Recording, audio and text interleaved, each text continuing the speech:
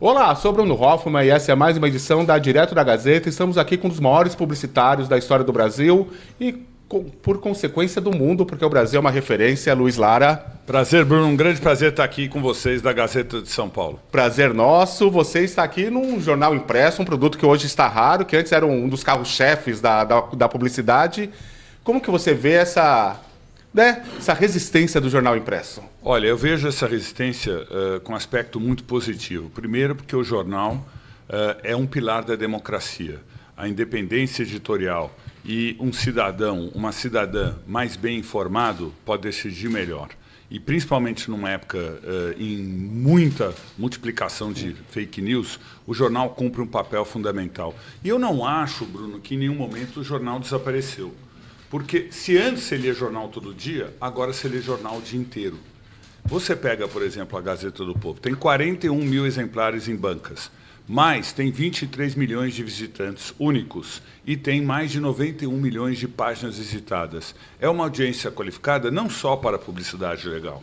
Então, eu fico muito feliz que o meu amigo e colega de ofício, Irã Baroli, esteja aqui, junto com toda essa equipe que eu estou tendo o prazer de conhecer e visitar, porque eu tenho certeza que a Gazeta de São Paulo, que hoje, data dessa gravação, dia 1º de outubro, vem com uma capa rosa em homenagem ao Outubro Rosa para combater o câncer de mama, o jornal tem uma função social, tem uma função de curadoria de conteúdo, tem os articulistas que opinam, com quais as pessoas se identificam, os leitores gostam, e hoje você pode ver, ouvir, ler notícia no celular, no tablet, no papel, em vídeos como esse, mas a informação é fundamental.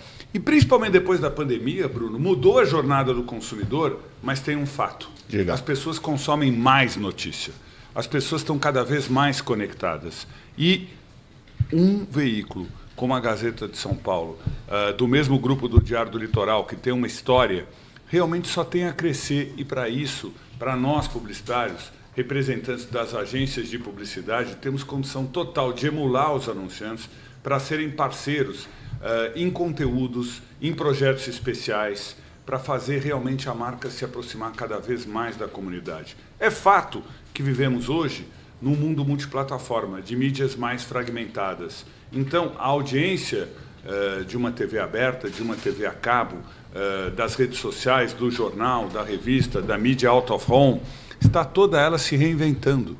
Mas você não pode prescindir da mídia jornal pela seriedade e pela credibilidade. Como eu brinco sempre, quando você tem uma notícia, Jesus chegou, se ela não está impressa, você não acredita. A credibilidade, a independência, a informação trazida pelo meio jornal, por veículos como a Gazeta de São Paulo, é muito importante para a sociedade brasileira. E nós, do mercado publicitário, e eu tenho muito prazer em dizer isso, temos que aproveitar o prestígio dessa marca para associarmos as marcas dos nossos clientes, construir posicionamento forte, conexão com os consumidores e fazer vender. Sim, porque há uma mudança, realmente a gente está em pleno vapor dentro do barco, o barco está balançando de lá para cá. Por exemplo, no ano passado, a TV aberta deixou de ser a maior fonte de receita do mercado publicitário e passou a ser o digital? Pela primeira vez em 2024? Ainda é a TV... Claro que é gigantesco. Ainda é a TV aberta e a cabo somadas o maior investimento e ainda é a maneira mais rápida e econômica de se construir marca no Brasil. Mas o crescimento digital... E hoje é muito difícil você compartimentar o que é um jornal, uma TV, uma mídia out of home, uma revista, uma conversa nas redes sociais, nas diversas plataformas que nós temos, como o YouTube do Google, ou o Instagram, ou o WhatsApp, ou o TikTok, e assim, ou o Facebook, e assim por diante. A verdade é que tudo é importante, tudo comunica. Claro. E a soma de todos esses pontos de contato, de todas essas interações com as marcas, é que faz o valor futuro da marca. Valor esse, Bruno, que é um ativo valorizado em bolsa. Então, construir marca, quando, por exemplo, uma empresa como a Tata Motors, da Índia, estou falando do mundo, compra uma marca icônica como a Jaguar, ela não compra só fábricas, ela não compra só o design diferenciado de um carro, ela compra a marca Jaguar. A história contada pela Jaguar. Quando uma empresa como a Sadia passa por uma crise como passou pela crise de derivativos, lá longe, em 2008, e quase a empresa teve problema de quebrar, mas nenhuma dona de casa deixou de comprar Sadia nos supermercados, que confiava na marca Sadia. Aí vem uma Seara, trazida pelo grupo JBS, cria uma concorrência e cria uma nova opção, uma nova alternativa para os consumidores e cresce no mercado. Então, eu costumo dizer que a publicidade é a economia de ponta da economia criativa, que a partir da força das grandes ideias, juntando criatividade, tecnologia e dados, faz a roda da economia girar. É a indústria que movimenta as outras indústrias. É a indústria que cria empregos, riquezas e impostos. E eu vejo como uma oportunidade esse mundo multiplataforma. A Amazon, no ano passado, no mercado norte-americano, Bruno, ela era a maior anunciante dos Estados Unidos, a maior distribuidora, o maior marketplace e era provedora de conteúdo. Então não dá mais para qualificar a Gazeta de São Paulo só como um jornal. Ela é um jornal impresso que vende 41 mil exemplares na banca? É. Ela é um portal de conteúdo que tem 90 milhões de páginas visitadas, 91 milhões e 23 milhões de leitores? É. Ou seja, ela informa, ela traz conteúdo no mundo multiplataforma. A TV aberta, hoje, você está assistindo o Big Brother na Globo ou A Fazenda na Record, você acessa o QR Code e você compra aquele produto. E agora nós temos a TV 3.0 digital. Ou seja, a TV está te jogando para a internet e às vezes já está diretamente lá mesmo. Então está cada vez mais difícil qualificar o que é TV, o que é jornal, o que é digital, o que é revista, o que é mídia out of home, que é uma TV a céu aberto, inclusive se reinventou com o mundo digital. Então, a verdade é que tudo é importante e tudo comunica. Então, o que é relevante? É aquilo que nós publicitários sabemos fazer. A publicidade não é o jornalismo. Nós estamos aqui na redação da Gazeta do Povo, nós publicitários sempre, por meio de uma campanha, fazemos a exacerbação da realidade. É o que eu falo, Bruno. Nós temos que ser humildes. Sempre que me perguntam o que precisa para ser um bom publicitário? Humildade. Porque você, Bruno, não acordou de manhã hoje para ver propaganda. Isso. Você acordou com uma pauta pessoal e profissional lotada, mas do momento que você acordou, do momento que você vai dormir, o café da manhã que você toma, o biscoito que você consumiu, o jornal que você leu, o celular que você tem, o tênis que você está vestindo, o carro que você eventualmente usou para vir aqui para a Gazeta de São Paulo, são de marcas que você gosta, conhece e confia. Quem te conectou com essas marcas? A boa propaganda. Então, nós estamos na economia do tempo. Eu preciso chamar a tua atenção. Você não acordou de manhã para ver propaganda. Como é que eu chamo a tua atenção? Diferente do jornalismo, como da Gazeta de São Paulo, calcado na credibilidade, na verdade da informação, na boa apuração, a propaganda é uma exacerbação. Seja pela porta do humor, seja pela porta da emoção, nós temos que chamar a tua atenção para te conectar com aquela marca. Vocês pegam a gente na brecha. Porque eu não vejo uma propaganda com a lista ali falando, o que eu vou comprar hoje? Deixa eu ver o que a propaganda vai mostrar. Não, eu quero ver lá a Ana Maria Braga. Aí, por acaso, vai vir uma propaganda no meio entre dois blocos. Exatamente. E ali vocês inspiram no momento que eu não estou prestando atenção, com aquela atenção que eu estava vendo o artista que eu gosto, da Ana Maria Braga. E aí você tem que ser muito memorável, muito criativo, para despertar a sua atenção e te conectar com aquela marca. Seja no comercial do programa da Ana Maria Braga, seja no comercial da Ana da Record, da Ana Hickman, seja no comercial de qualquer um dos veículos de televisão nacionais e das afiliadas, porque o Brasil tem um conteúdo muito rico e tem uma televisão de primeiro mundo, assim como tem emissoras de TV a cabo, como tem jornais de primeiro mundo, como tem emissoras de rádio de primeiro mundo, como tem uma mídia out of home muito sofisticada, como tem um mercado importantíssimo para as plataformas digitais. Nós somos bons em comunicação.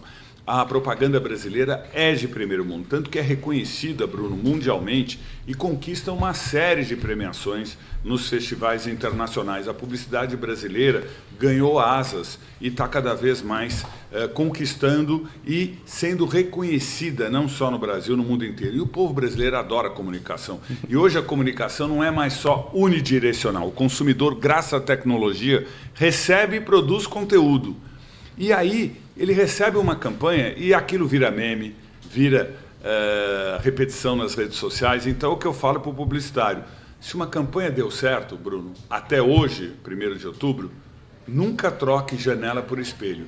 Ao invés de ficar escutando o mercado com o pulso firme no consumidor, não fica achando que você já chegou lá, porque é 24/7. Fique ligado, fique com a barriga no balcão. Vá ao ponto de venda, vá nos bares ver o que estão falando da marca e do seu produto e do seu serviço. Veja os comentários nas redes sociais, porque a publicidade existe para criar uma percepção de valor maior que a etiqueta de preço. Chinelo Havaianas é apenas um chinelo de borracha. Que na década de 70 e 80, o Chico Anísio dizia que não deforma, não solta as tiras e pode comprar. E era vendida embaciada a R$5 naquela época. Sim. Veio a campanha brilhante criada pelo Marcelo Serpa e José Luiz Madeira na Uma BBDO. Havaianas todo mundo usa, no pé de celebridades, de personalidades. E Havaianas hoje é vendida a €40 na Europa. E tem lojas Havaianas, virou moda. Sim. Ou seja, Júlio Ribeiro, na década de 80, transformou uma sandália de plástico na Melicinha, com lançamento de moda do Jean Paul Gaultier. Washington Oliveto transformou esponja de aço no garoto Bombril, uma campanha memorável que fez a Bombril entrar como uma marca com percepção de valor muito maior que a etiqueta de preço no coração das donas de casa. A Omo virou marca Top of Mind e ensinou mulheres donas de casa, ao invés de lavar roupa com sabão em pedra, a usar a máquina de lavar e a usar o detergente em pó. Ou seja, nós temos histórias na propaganda brasileira. O meu próprio sócio, Jacques Leukovics, da Liu Lara TBWA, criou a campanha na Ogilvy ainda para a vodka Orloff. Pense em você amanhã, exige Orloff hoje. Então, Bruno, cuidado com a sua ressaca. E esse efeito Orloff entrou na cultura popular, virou bordão. Virar bordão é o grande vitória da publicidade. Sempre comparado, Bruno, Brasil-Argentina, Argentina-Brasil, como... por exemplo, o Washington Oliveto criou um bordão que entrou na cultura popular do primeiro sutiã, mostrando numa linguagem feminina, muito sensível, aquela experiência que todo adolescente vive aos 12, 13 anos de usar o seu primeiro sutiã. Como a DPZ criou para Johnson & Johnson, numa linguagem também muito sutil e delicada, e venceu um tabu. Era um tabu usar absorvente interno para as mulheres. E a DPZ, na década de 80, educou as mulheres a usar absorvente interno. Por isso que eu costumo dizer, Bruno, e é isso que eu conto no meu livro, que a propaganda educa, informa, entretém, e num país que faz a inclusão pelo consumo, cumpre um papel fundamental, porque a propaganda não obriga ninguém a comprar. Ela acirra a competitividade em benefício do consumidor. E quanto mais bem informado, melhor o consumidor decide. E a propaganda brasileira, que nem você está falando, é uma propaganda que não tem vergonha do Brasil. É uma propaganda que quer ser brasileira. Ela quer ter a cara do Brasil, ela quer ter a cara do povo, porque a gente tem esse complexo de vira-lata, que as pessoas querem parecer menos brasileiras possível. A propaganda nossa não, ela tem que parecer muito brasileira para se conectar com o povo e falar na linguagem dele. E aí você toca num ponto crucial, Bruno. Inclusive você põe brasileira no seu livro, que a gente vai chegar nele. A alma brasileira do negócio. Isso que eu aprendi com craques da publicidade brasileira, criativos geniais como Washington Oliveto, Nizam Guanais, Marcelo Serpa, Alexandre Gama, Fábio Fernandes, Jacques Leukovics, Neil Ferreira, e aqui certamente sintam-se todos os grandes criativos nominados, porque agora na nova geração eu cito o Sérgio Gordilho em nome de todos aqueles que estão fazendo acontecer no nosso mercado. Esses criativos mostraram que a propaganda verdadeira, brasileira, está na alma do nosso povo, está nas ruas. Ela é colorida, ela é diversa. Cuidado aos profissionais de propaganda de não ficarem em ambientes fechados, olhando referências globais, só no computador e tentando buscar premiações com linguagem global. Isso não é o Brasil. Isso não é o jeito de ser e de fazer do povo brasileiro.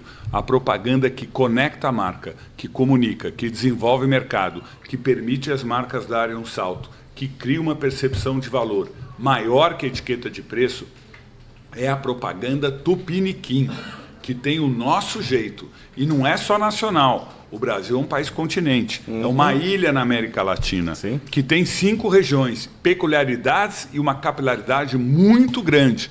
Eu, como presidente do SEMP, Pro Bono, Fórum de Autorregulação do Mercado Publicitário, tenho a oportunidade, Bruno, de viajar ao Brasil inteiro e ver que tem ecossistemas locais com agências de publicidade, veículos de comunicação, elos digitais e anunciantes locais que têm marcas fortes, que conseguem fazer um trabalho regional e local fabuloso, com talentos e profissionais locais relevantes. É isso que nós temos que preservar. Hoje o SEMP, como Fórum de Autorregulação do Mercado Publicitário, reúne 1.106 agências espalhadas pelo Brasil. Justamente isso, eu queria que você explicasse o que é o SEMP, primeiro. O SEMP é uma entidade criada em 1998. Você é presidente em segundo mandato, perdão. Eu sou presidente em segundo mandato, presidente do Conselho Pro Bono, e foi criada em 1998 por aqueles que nos antecederam, e aí o nosso muito obrigado ao Petrônio Correia, ao Otávio Floresbal, ao Favé Correia, a todos os líderes que se uniram para melhorar a governança da indústria da comunicação, para que realmente o talento prospere, para que esse setor da indústria da propaganda se alicerce na meritocracia e não no menor preço, e que consegue estabelecer as melhores práticas comerciais para promover o equilíbrio e a harmonia entre agências de publicidade, veículos de comunicação, elos digitais e os anunciantes. O SEMP reúne as 11 entidades que comandam o negócio da propaganda no Brasil. A Associação Nacional de Jornais... Era 9, 2 anos atrás, vocês trouxeram... Nós trouxemos de volta... Reconquistou mais 2. Nós trouxemos de volta num trabalho conjunto, numa vontade coletiva, que eu tenho que agradecer a todos que participaram dessa jornada, a ABA, que representa os anunciantes, e o AB, que representa os elos digitais. Os elos digitais. E as plataformas digitais, e todos os veículos que hoje se reinventaram e são também digitais, agências digitais, ou seja, o digital está integrado no nosso mercado.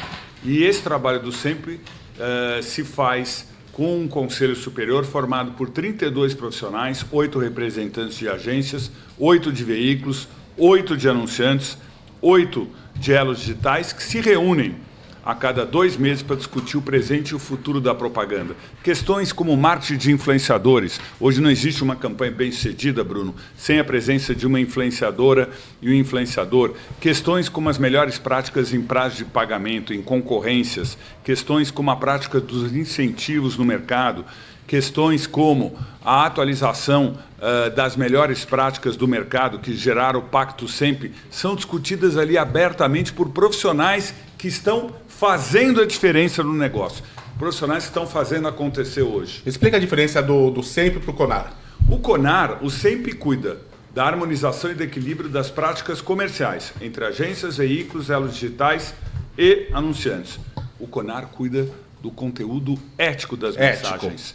Desde a realização do 3º Congresso Brasileiro da Propaganda em 1978, que deu origem à formação do Conselho de Autorregulamentação Publicitário em 1980. A verdade é que nós vivíamos ainda naquele período no regime militar e havia uma grande chance de censurar a propaganda. Os profissionais privados da propaganda, os líderes, para evitar isso, criaram a autorregulação. E o CONAR Deixa é uma beleza. com a gente. Deixa com a gente, deixa a sociedade se autorregulamentar. E o CONAR é formado por pessoas da sociedade civil e qualquer consumidor que se sinta atingido por uma propaganda que ele julgue abusiva ou mentirosa pode acessar o CONAR. Qualquer consumidor que julgue uma propaganda desrespeitosa à concorrência pode acessar o CONAR e aquela análise de mérito pode retirar aquela campanha do ar em até 72 horas. Tão rápido Ou assim. seja, o CONAR, o Conselho de Autorregulamentação Publicitária, coíbe qualquer abuso e cuida do conteúdo ético das mensagens e em respeito ao consumidor. Eu diria, Bruno, que o CONAR, somado ao Código de Defesa do Consumidor, faz uma proteção, eu diria, cabal dos direitos do cidadão. Porque para quem nós trabalhamos? Para o consumidor. Quem nós devemos respeito? Ao consumidor e à consumidora. Então, qualquer campanha abusiva, mentirosa, o CONAR retira do ar em até 72 horas e todos os veículos, plataformas retiram aquela campanha do ar ou aquela campanha é ajustada e recolocada e reinserida no ar de uma forma que o conteúdo seja ético e responsável. Além dos evidentes crimes, racismo, homofobia, o que faz uma propaganda ser uma má propaganda, ser uma propaganda que merece sair do ar? A evolução da sociedade ao longo desses 45 anos da história do CONAR fez, por exemplo, com que a objetificação da mulher em propaganda de cerveja fosse banida. Baniu. Baniu. Isso foi feito pela autorregulamentação. pela sociedade civil reunidas no âmbito do Conselho de Autorregulamentação Publicitária, que hoje é muito bem presidido pelo Sérgio Pompilho, em nome dos anunciantes, com uma diretora executiva, que é a Juliana.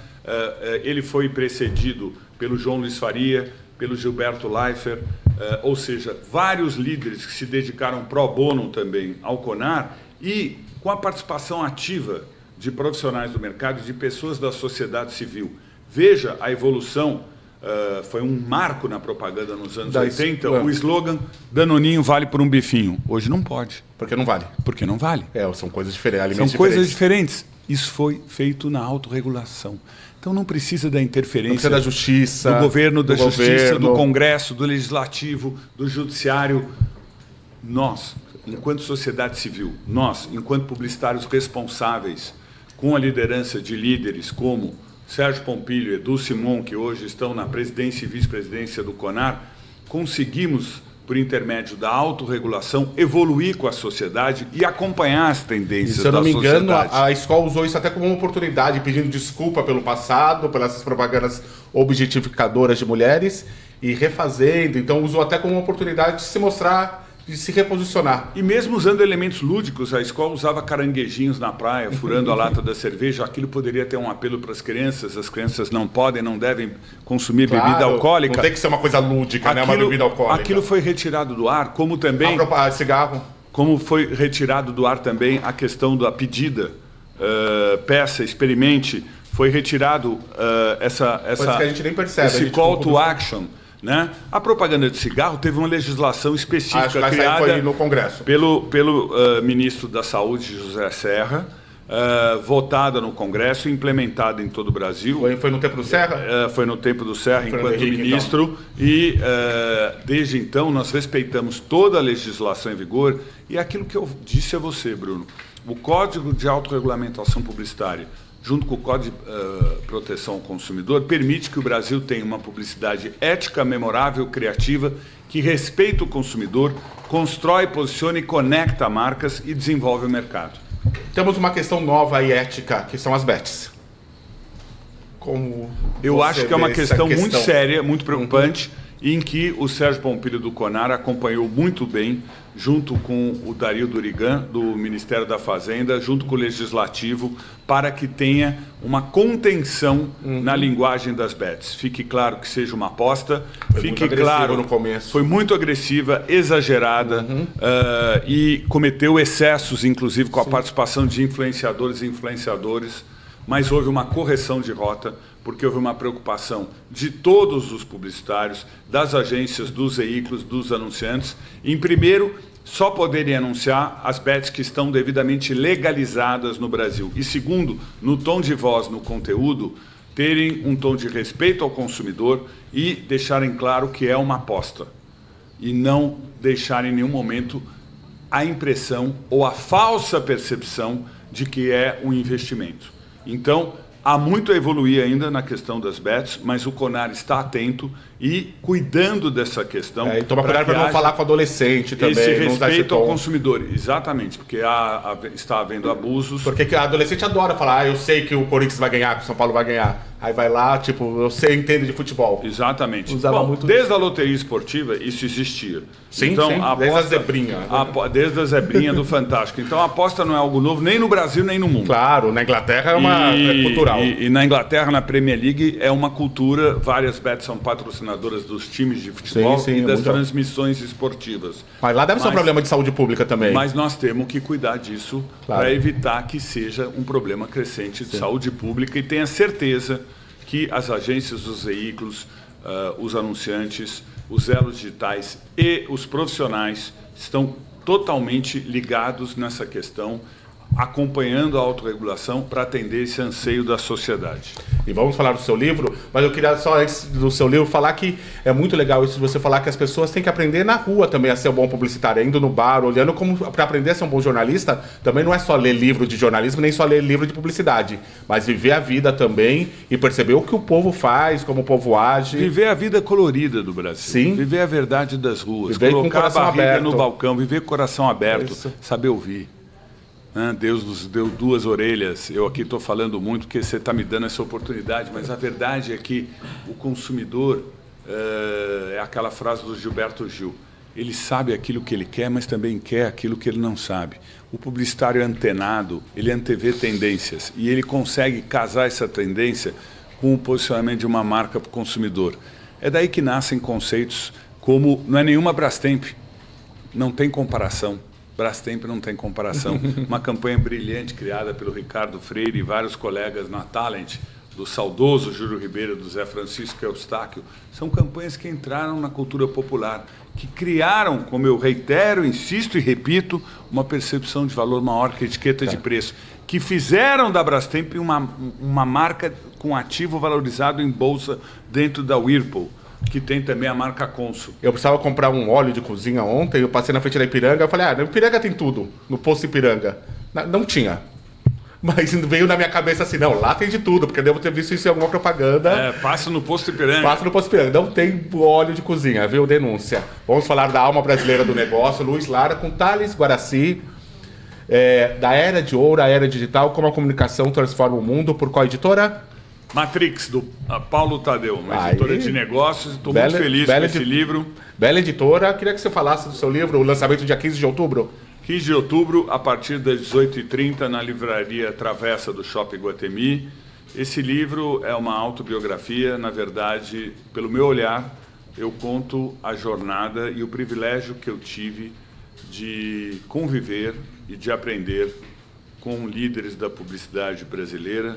Primeiro, aqueles que nos antecederam e abriram o caminho, Alex Pericinoto, meu primeiro chefe, que criou a UMAP ao lado do José Alcântara Machado e que me fez, aos 25 anos, ser sócio da UMAP Promoções, uma agência de marketing promocional, que eu tinha apenas 3% das ações, mas aquilo era tudo para mim, e tive o privilégio de trabalhar para marcas como Danone, com a Copa da ANAP de futebol de salão, trabalhar para marcas como Kibon, com o torneio Kibon de natação, trabalhar para marcas como Volkswagen e fazer a promoção Se Esse Fusca Vale Ouro, com a despedida do Fusca, e o concurso que criou o conceito que veio do público, Volkswagen, você conhece, você confia, de trabalhar para a Sharp, de trabalhar para a Pepsi. Depois, eu conto no livro que aos 27 anos, quando a UMAP se associou à BBDO, já corri o ano de 1988, eu crio a minha segunda agência ao lado do João Dória e do Stalimir Vieira, a Dória Lara Stalimir, que nasce inicialmente como Dória Lara Associados, com investimento dos irmãos Auriemo, do Zé Roberto e do Fábio Auriemo, a que eu sou eternamente grato, e depois, com a entrada do Stalimir, um brilhante redator gaúcho, o João logo saiu para o lead, para os voos fantásticos que ele fez na sua carreira empreendedora, inclusive na política, e Stalimir e eu continuamos com a Lara Stalimir, até que em 92, unidos pelo Francisco Madi, um grande consultor, nasce Alio Lara, ao lado do saudoso Jacques Leukovics, que nos deixou ano passado. Ele tinha 18 anos a mais do que eu, estou com 63, ele vive, teria 81, mas deixa um legado maravilhoso, porque o Jacques Leukovics era um criativo excepcional, com uma sabedoria judaica única, um humor do Woody Allen, uma leveza incomparável e um descobridor raro de talentos. Pela Alio Lara, o Jacques e eu tínhamos um compromisso. As pessoas têm que sair maiores e melhores que entraram, e por ali passaram talentos únicos que hoje estão brilhando pelo mundo, e muitos na própria Alio Lara ainda. E eu, como profissional de atendimento e planejamento, nós tínhamos ali um equilíbrio, começamos pequenos, com apenas 3 clientes, e hoje a Alio Lara, em 2025, já tem 33 anos de história. Desde 2019 ela é conduzida pela Márcia Esteves, com total autonomia e com um time muito bom, da qual participa Elise, Raquel, Maria Pirajá, Tortman, André Abud, Caroline Gaio, e eu cito aqui em nome de todos que lá estão. E muita mulher no comando ali. Eu sou plenamente favorável à sensibilidade, à visão para o detalhe e à visão do todo das mulheres, tanto que também na outra agência que Jacques e eu fundamos em 2007, inicialmente com Igor Pulga, Domênico Massareto, Augusto Cruz e Fernando Lara, que era meu irmão e diretor administrativo financeiro da agência e nos deixou em 2008 na agência. Eu fundei a ID e hoje, desde 2014, a ID é liderada pela Camila Costa, ao lado de um board também fabuloso, onde se destaca Carneiro, Tiago, Marco, enfim, impossível mencionar todos, Stefan, e realmente, tanto na Liulara como na ID, outra frase do Gil, Bruno, eu me reenergizo com os jovens, eu aprendo todos os dias. Eu ia te perguntar sobre os jovens. E as duas agências estão voando e me permitem ter tempo para eu me dedicar pro bono ao SEMP e também para ter criado um hub de inteligência, a minha própria consultoria com causa e propósito, que é a TubiGood, porque eu sempre fui ligado ao terceiro setor, à área de responsabilidade social. Terceiro setor, isso é muito importante, a gente já vai falar, vou até anotar aqui para não esquecer, mas isso dos jovens aqui eu também, aqui tem muito jovem aqui na Gazeta de São Paulo, eu já sou um pouco mais velho que eles, eu finjo que não aprendo, mas aprendo com eles o tempo inteiro, porque é muita coisa para aprender realmente, menos com o Eduardo que está me olhando ali, mas ali como com os jovens ali, que você com do seu tamanho, com a sua história, que está aqui na Alma Brasileira do Negócio, como que você aprende com esses jovens o tempo inteiro também para saber fazer uma publicidade mais contemporânea? E porque as coisas estão em plena isso, a gente olha 2 vezes, a situação já mudou, né, no mercado de contemporâneo. É a certeza de que aquilo que nos trouxe até aqui não nos levará adiante. Hoje nós estamos falando em inteligência artificial.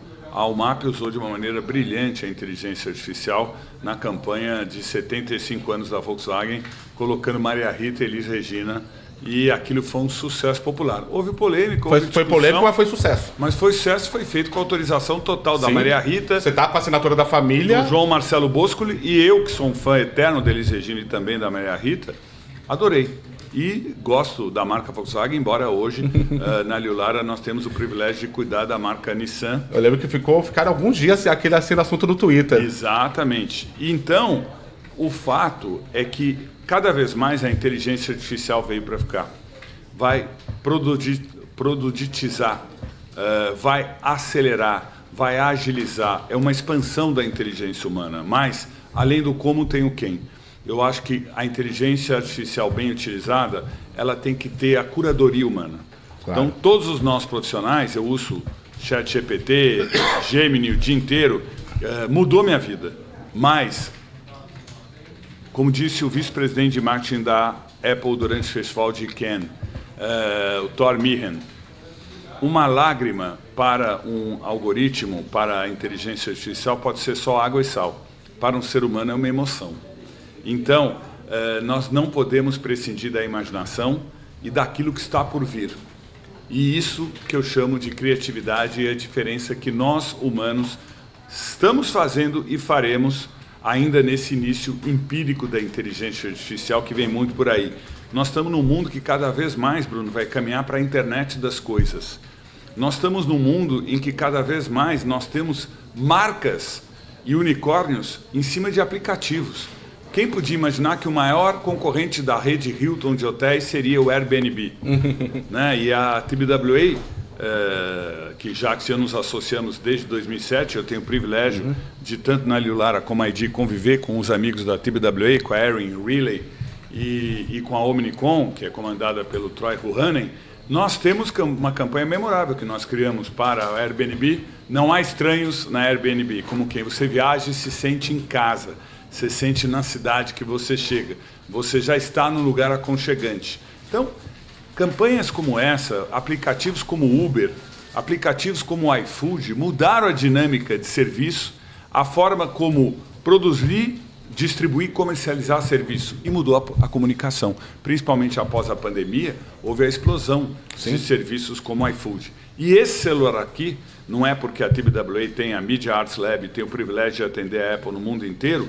Esse celular aqui está para esse século XXI como o carro esteve para o século passado. Mudou o conceito de mobilidade, de consumo de TV, de consumo de conteúdo, porque isso aqui é uma TV, é um jornal, é uma revista, é uma plataforma digital. Todas as mídias estão reunidas aqui e você usa uma série de serviços. O fato é que hoje não dá mais para você qualificar o que é produto e o que é o serviço. Hoje você tem que construir marcas. E uma marca forte pode ser tudo ao mesmo tempo. Você pode usar essa marca para um aplicativo. Você veja que a Apple é um hardware, é um computador, é um celular, ou a Apple TV é um conteúdo. A Amazon é um distribuidor, é um marketplace, é um provedor de conteúdo, é um anunciante, ou tem a Amazon Prime, que também é uma marca de entretenimento. Então, hoje, uma marca como a Gazeta de São Paulo é jornal, é uma marca comunitária, é jornal em banca, é plataforma, é portal, é uma marca que vai alicerçar eventos, tem publicidade legal, tem publicidade de conteúdo, tem publicidade de páginas de anunciantes. Ou seja, nós estamos reinventando o mercado de comunicação. E ao visitar a Lara, ao ir na ID, eu me sinto um aprendiz. Eu me sinto me reinventando. E, repito, Gil, rouba a energia dos jovens, que eu aprendo com eles. São eles que estão percorrendo essa avenida digital e estão fazendo acontecer. Você citou Gilberto Gil, citou Elis Regina, Maria Rita. O que você ouvia? Porque pra gente que trabalha em comunicação, o que ouve, o que lê, muda a gente por dentro, que faz a gente ser até profissionais melhores, não só pessoas, mas ter mais sensibilidade para algumas coisas. O que você ouvia ali quando você estava se formando? Eu ouvia muito MPB, Caetano Veloso, Chico Buarque, Gilberto Gil, Elis Regina, Djavan, Milton Nascimento. Eu adoro a Bossa Nova, Tom Jobim, Vinícius de Moraes, Toquinho, João Gilberto. Eu adoro o rock progressivo do Yes, do Emerson Lake and Palmer. Eu sou Beatlemaníaco. Adoro também o Oasis. Ouço os funks, porque eu acho que você tem que ouvir. Fui criado durante as férias no interior, que minha família sempre foi ligada ao agro, ao meio rural, então eu gosto muito de música sertaneja, que hoje representa mais de 70% das músicas ouvidas no Brasil. Então, gosto de jazz, gosto de Burt Bacharach, enfim, o publicitário tem que estar aberto. Ele tem que estar aberto à exposição, à cultura, ao funk, ao rap, leitura, ao samba, ao funk, ao rap, ao samba, aos DJs, à música eletrônica. Exatamente. Eu tenho 4 filhos, então eu aprendo todo dia com eles em casa. E hoje, na minha fase de vida, Bruno, aos 63 anos de idade, escrever esse livro para mim foi uma terapia, porque a gente tem que aprender a liderar pela retaguarda. Os protagonistas hoje é a Márcia Esteves na Lara, é a Camila na ID, é a Regina Augusto no SEMP. Eu vou passar agora a presidência do SEMP para a Melissa Vogel, que é uma excepcional profissional de pesquisa. Nato Bigude ao Pedro e a Esther. Ou seja, parar de concentrar. Eu adoro gente. Eu tenho o privilégio de, nessa jornada, ter aprendido que ninguém faz nada sozinho. Se existe uma atividade onde se pratica o capitalismo de valor compartilhado, é a publicidade. A agência não existe sem o anunciante, a agência anunciante não existe sem os veículos e os elos digitais. E porque é um setor difícil também, porque é um setor com muita vaidade, obviamente. Muita vaidade. E com muito dinheiro em algum determinado setor ali, com um dinheiro meio descomunal. Então, percorrer esse caminho, ainda olhando para trás, com esse jeito para trás e para o lado, né, para o futuro também, ainda com entusiasmo, quer dizer que também tem muita coisa boa, né? Não é só a vaidade, não é só a competitividade, não é só o capitalismo no lado bom do capitalismo. Tem muita coisa ali, um trabalho muito eficiente, né? Muito gostoso. A publicidade é um instrumento legítimo da iniciativa privada para construir, posicionar e conectar marcas. São profissionais liberais, então, claro que onde há um profissional liberal, há uma vaidade pelo reconhecimento, pelo trabalho feito. Claro. Isso utilizado de uma forma positiva canaliza o esforço. Eu costumo brincar, e isso eu aprendi com o Jacques Leucovitz, que uma agência tem que ter um ambiente feliz, alegre, saudável, onde reine um pouco o caos, porque do caos nascem as grandes ideias. Não pode ser muito pragmático. E depois, aí procure organizar e focar no final desse processo para você, num trabalho de mineração, consiga trazer as melhores ideias. Não aquelas ideias boas, não, aquelas ideias excepcionais, aquelas que vão mover o ponteiro. Você falou só essa é boa? Não é essa então. Não é essa.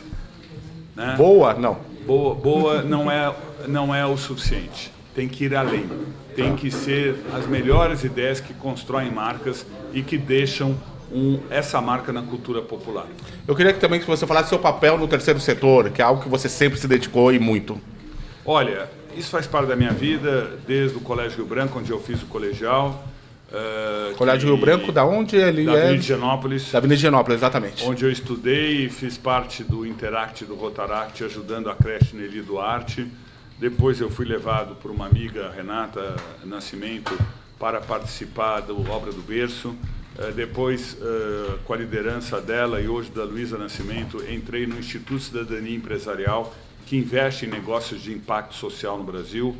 Também, levado pela Rosana, eu participo desde 2000, há 25 anos, da Childhood, entidade criada pela Rainha Silvia da Suécia, que combate o abuso e a exploração sexual infantil pela proteção da infância. Tem propaganda no metrô, que as crianças escrevem frases sobre o que elas querem. É um trabalho muito bonito. Tem uma campanha linda no metrô e que nós estamos muito felizes com essa campanha. Parabéns a Laís Pereto e a toda a equipe da Childhood por essa campanha. Eu participo também, eu gosto de cultura, então hoje eu tenho o privilégio de estar ao lado da André Pinheiro e da Magui como segundo vice-presidente da Fundação Bienal. Aqueles que ainda não foram, venham visitar no pavilhão da Bienal, no Parque do Ibirapuera, a 36ª edição da Bienal. É visita gratuita e a exposição de arte contemporânea está simplesmente espetacular. Você não precisa entender de arte contemporânea para estar lá, basta ir lá, visitar e sentir tudo aquilo que você vai ver de obras de arte, de artistas brasileiros e do mundo inteiro, com uma diversidade e um talento incríveis. Você vai se reconhecer, vai se emocionar em muitas dessas obras. Isso. Então, como diz a campanha criada espetacularmente e gentilmente pela África, do Sérgio Gordilho e Márcio Santoro, traga sua cabeça para a Bienal. Tem uma professora na internet que fala, que às vezes a pessoa fala, não vou entender esse livro, ele é muito complicado, mas ela diz, ler livro é como observar baleia. Você fica ali, vai vendo uma hora aparece uma baleia, uma hora aparece uma parte que te emociona, igual a arte contemporânea. Não precisa chegar lá com uma cabeça, eu vou entender tudo. Não, vai não entendendo mesmo. Uma hora te emociona aqui, outra hora te emociona ali. Vai como entretenimento. Isso, não vai assim com essa presunção, vou ver algo profundo. Presunção nenhuma. Sim. Como diria o meu querido sócio Leukovics, é você descer numa estrada com serração. Vai abrindo aquela serração. Isso, a morte vai ver uma coisa bonita ali. Curtindo aquela experiência. Exatamente. Eu tenho o privilégio também de participar com a liderança do Pedro Parente, do Stefano Bridelli, do Conselho da USESP, a Orquestra Sinfônica do Estado de São Paulo, uma das 10 principais orquestras do mundo, a melhor da América Latina. Maravilhoso, pessoal. Precisa de mais visibilidade. Aqueles que ainda não tiveram o privilégio de ir, embora o trabalho de marketing brilhantemente comandado pela Mariana Stanice e num trabalho lindo de campanha feito pelo Manir Fadel e a equipe da Grey, pro bono também, venham na Sala São Paulo, vejam as apresentações da USESP, às sextas, sábados e domingos, são espetaculares. A Sala São Paulo é considerada uma das 10 melhores salas do mundo. Agora nós abrimos uma nova sala ali na Estação Júlio Prestes, que é a Sala Motiva, com o apoio do Miguel Setas, do Grupo Motiva, ex-CCR, ou seja, eu tenho o privilégio de estar na USESP, eu tenho o privilégio também de ser membro da Assembleia Geral e do Conselho Fiscal da Escola Superior de Propaganda e Marketing, está sendo muito bem liderada pelo Dalton Pastore, tendo como presidente do Conselho Armando Ferrentini. É uma escola que fala com o mercado, é uma escola que tem um grande curso de propaganda e marketing, administração de empresas, direito, jornalismo, ciências sociais, tecnologia. São 9 cursos ao todo e que forma novos estudantes que vão fazer o futuro desse mercado, seja em São Paulo, Rio de Janeiro e Porto Alegre.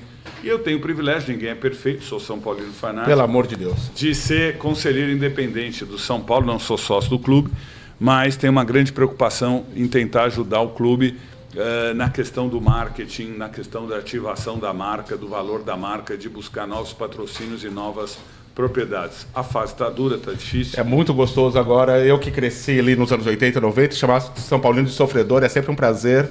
Porque demoraram para vocês sofrerem, mas chegou a hora. Chegou a hora, mas ganhamos aí a Copa do Brasil, no ano retrasado, o Campeonato Paulista. Não está 23 anos na fila, né? E saímos da fila. Estamos competindo aí no Brasileiro. Fomos eliminados da Libertadores, mas competimos, enfim. Futebol é as suas circunstâncias, né? Qual o jogo mais emocionante que você viu do São Paulo? Foi uma vitória sobre o Botafogo no Morumbi, 3-2 pelo Campeonato Brasileiro de 1900 e...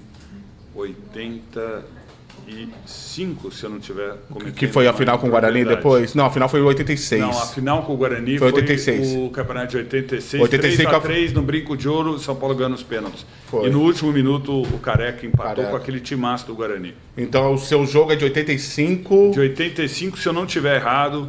3-2. 3-2 sobre o Botafogo no Morumbi. Aquela final foi Coritiba e Bangu, então o São Paulo nem foi campeão, mas aquele jogo te marcou. Eu devo estar errando o ano, mas estou traído pela memória. Mas Sim. eu tenho uma história ótima do São Paulo, quando não existiam redes sociais, eu tinha 73, 12 anos, o Palmeiras estava invicto a vários jogos. A academia, segunda academia. O Geraldo Bretas, aquela grande academia do Dudu e Ademir da Guia, e o Geraldo Bretas falou que cortava o cabelo careca. Ele era um grande jornalista esportivo da TV Tupi.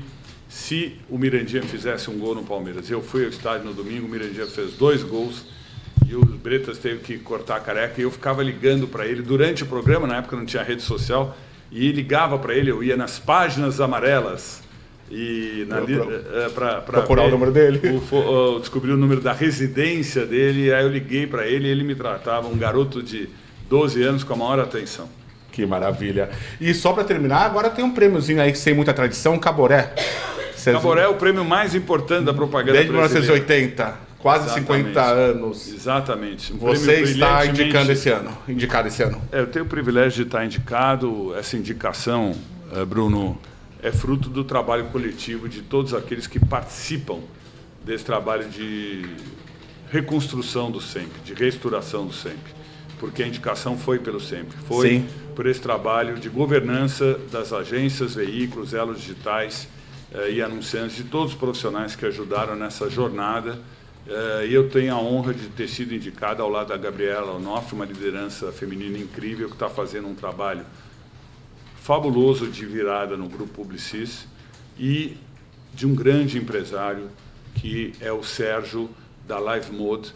O Sérgio, ao lado do Edgar, criaram o esporte interativo, disruptaram o modelo, estão brilhando na Live Mode, e são 2 companheiros que estão nessa jornada, e eu, pela essa indicação, já me sinto premiado, reconhecido, e estou muito feliz de estar mais uma vez participando dessa festa que será no dia 4 de dezembro, Dia Mundial da Propaganda, onde os 42 indicados vão celebrar a força da nossa indústria da comunicação, a força da criatividade, tecnologia e dados que constroem marcas e mudam o mundo. Você já tem esse caneco, não tem? Eu tenho. Eu tenho como profissional de atendimento e como empresário.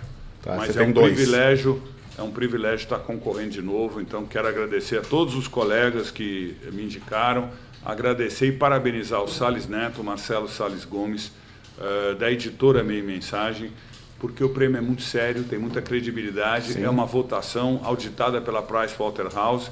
Os leitores e assinantes do Meio Mensagem votam e escolhem os melhores, e a escolha, a voz das urnas é a voz de Deus, a escolha do mercado, e todos estão lá para celebrar. Como diria Vinícius de Moraes, Bruno, a gente se reconhece nos nossos amigos.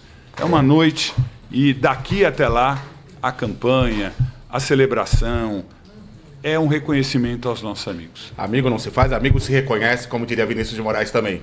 Muito obrigado, Luiz Lara. Obrigado pela sua gentileza de ter vindo aqui, publicitário histórico, presidente do SEMP, autor do livro A Alma Brasileira do Negócio, com uma atuação muito grande no terceiro setor, em tantos setores do terceiro setor. Obrigado você. E se você quiser deixar um recado final para o nosso... Deve ter aqui assistindo também muita gente que gosta de você, muito estudante de publicidade. Queria que você falasse com os mais jovens, principalmente. Eu falo com os mais jovens. Eu falei durante a entrevista e reitero para cada um de vocês. Seja curioso. Pergunte, pergunte, pergunte. Se você quer trabalhar em publicidade, não acredite em respostas prontas. Seja humilde.